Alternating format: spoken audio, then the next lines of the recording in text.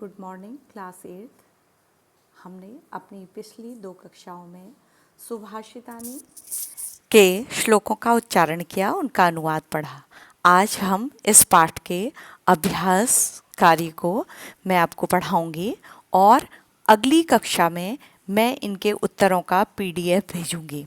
तो आज का आपका जो रिटर्न वर्क है बच्चों, आप इन प्रश्नों को अपनी कॉपी में कॉपी कर लेंगे, अपनी अभ्यास पुस्तिका में कॉपी कर लेंगे और नेक्स्ट जब मैं इसको उत्तरों को भेजूंगी तब आप इन उत्तरों को उस PDF में से या उन आंसर्स में से लिख लेंगे। तो बच्चों, हम अपना सुभाषितानी का अभ्यास कार्य आरंभ करते हैं। पहला है श्लोकों में रिक्त स्थान को पूरा करिए। बच्चों, अगर आप कक्षा में होते तो हम आपसे ही करवाते आंसर पूछ के, फिर आपसे कहते कि लिख लीजिए, लेकिन हम लोग बिल्कुल आमने सामने नहीं हैं, तो मैं एक एक करके रिक्त स्थानों की पूर्ति करा रही हूँ। पहले में समुद्रम आसाद्य आप भरेंगे भवंती अपेयाः। ठीक है, समुद्र में जाकर पीने योग्य नहीं रहती हैं। ख है बच्चों, पहले भरना है उसमें श्रुत्वा सुनकर। ठीक है, ग में भरना है तद भागधेयम परमम पशूनाम। आप अपने, अगर आपको समझ में नहीं आ रहा है, श्लोकों में से देख सकते हैं कि ये शब्द क्यों भरा गया है, उसका अर्थ क्या है। घ में है विद्याफलम व्यसनिनः, मतलब जो बुरे लोग होते हैं उनका विद्याफल। ठीक है, अगला है पौरुषम विहाय भाग्यम अवलंबते या देवम अवलंबते।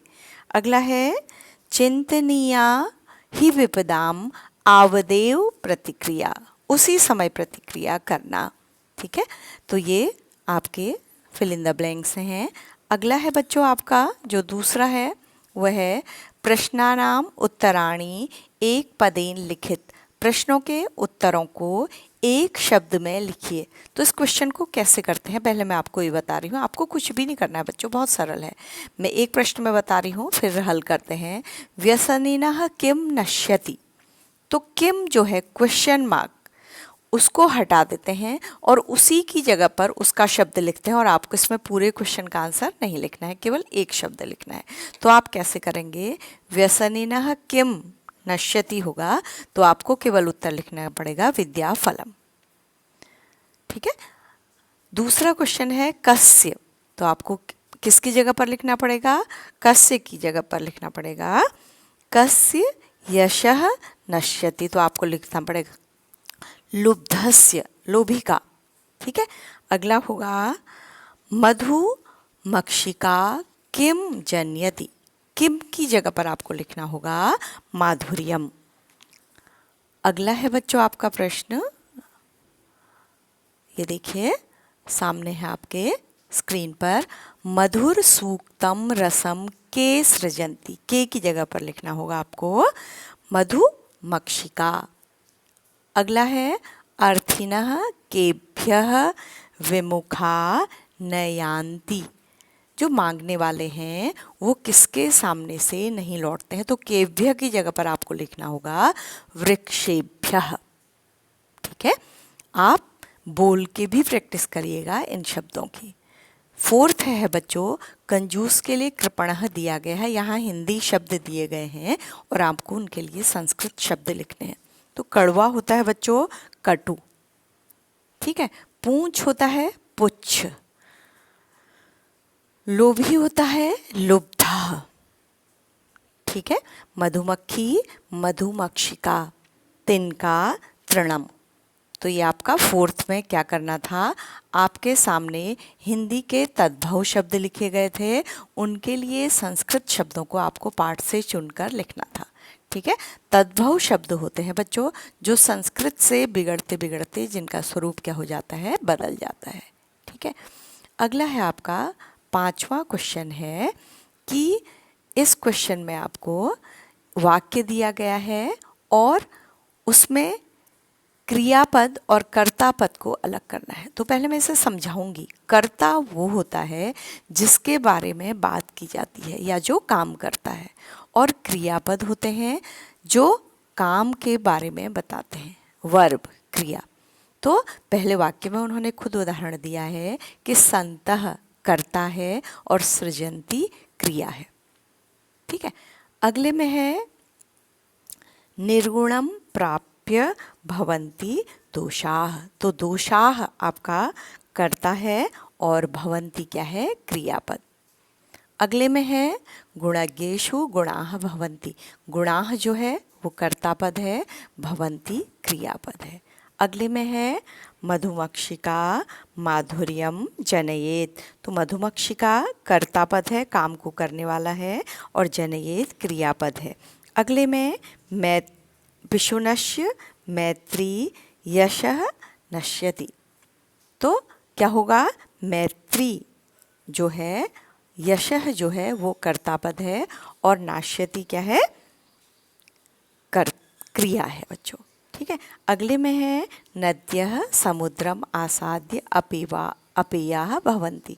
तो नद्यः जो आपका कर्तापद है, कर्ता शब्द है, और भवन्ति क्या है बच्चों, क्रियापद। जो मैं पद शब्द बोल रही हूँ, जब हम शब्द को बच्चों वाक्य में प्रयोग करते हैं तो वो शब्द नहीं रहता, बल्कि क्या बन जाता है, पद बन जाता है। ठीक है, अगला प्रश्न आपका है बच्चों, रेखांकित पदानि आधृत्य प्रश्न निर्माणम कुरुत। जो रेखांकित शब्द हैं उनके आधार पर प्रश्न बनाइए। तो आपको गुणाह की जगह पर ऐसा शब्द लिखना है जिससे ये उत्तर किस में बदल जाए, प्रश्न में बदल जाए। तो बच्चों इसमें क्या ध्यान रखना होता है, एक वचन, द्विवचन, बहुवचन का, और जेंडर का, कि वो पुल्लिंग है, स्त्रीलिंग है या नपुंसकलिंग है। जैसे गुणाह है, क्या है बच्चों, बहुवचन है, तो वहाँ पर प्रश्नवाचक शब्द भी आएगा बहुवचन। तो गुणाह की जगह पर आएगा के गुणज्ञेषु गुणाः भवन्ति। अगला है नद्यः, तो वहाँ पर आएगा काः, क्योंकि स्त्रीलिंग शब्द है, तो ठीक है, काः। अगला होगा लुब्धस्य कस्य। आप देखेंगे अधिकतर शब्दों का शेप और आकार, वचन विभक्ति बिल्कुल वैसी ही होती है जैसी उत्तर में आई है। कस्य यशः नश्यति। अगला है मधुमक्षिका, स्त्रीलिंग है तो का, क्योंकि का, के, ठीक है, काः। जो स्त्रीलिंग के लिए सर्वनाम बनते हैं उन्हीं के आधार पर क्या बनते हैं, प्रश्न भी बनते हैं। अगला है तस्य मूर्ध्नि तिष्ठन्ति वायसाः। तस्य के तिष्ठन्ति वायसाः। तो अगला है हमारा उदाहरण पदानि, उदाहरणानुसार पदानि पृथक कुरुत। मतलब उदाहरण में दिए गए उत्तर की तरह पदों को अलग करिए, मतलब शब्दों को अलग करिए। आपको पता है कि ये मैंने पढ़ते समय भी आपको बताया है, मैं फिर बता रही हूँ बच्चों। पहला जो उन्होंने उदाहरण दिया है वो देखिए, समुद्रम आसाद्य, समुद्र में पहुंचकर। तो समुद्रम में आपको ध्यान क्या रखना है, हलंत भी लगाना है। अगला है माधुर्यम एव, माधुर्यम एव, म में क्या लगेगा, हलंत लगेगा। अल्पम एव, सारे शब्द करीब करीब एक से हैं। सर्वमेव, सर्वम एव, सर्वम में क्या लगेगा, हलंत लगेगा, क्योंकि म इनकम्प्लीट है, अधूरा है। देवम एव, देवम में क्या लगेगा, म में हलंत लगेगा। महात्मानाम उक्ति, फिर महात्मानाम, ठीक है, उक्ति, दो शब्दों को क्या कर लेंगे, अलग करेंगे।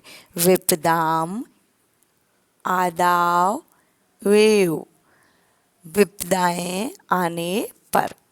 तो विपदाम आदा एव, ठीक है बच्चों। तो इस तरह से, रुक जाइए, विपदाम आदावेव, ठीक है, इस तरह से आप इनको क्या कर लेंगे, अलग अलग कर लेंगे। तो आपके उत्तर आपके पास अगले कक्षा में पहुंच जाएंगे। तो इस बार आपको क्या करना है, प्रश्न कॉपी करने हैं, और अगली बार जब उत्तर आ जाएंगे तो आपको क्या कर लेंगे, उत्तरों को लिख लेंगे। ठीक है बच्चों, इस तरह से आज का सेशन मैं यहीं पर समाप्त करती हूँ। थैंक यू बच्चों, और अपना काम करते रहिए।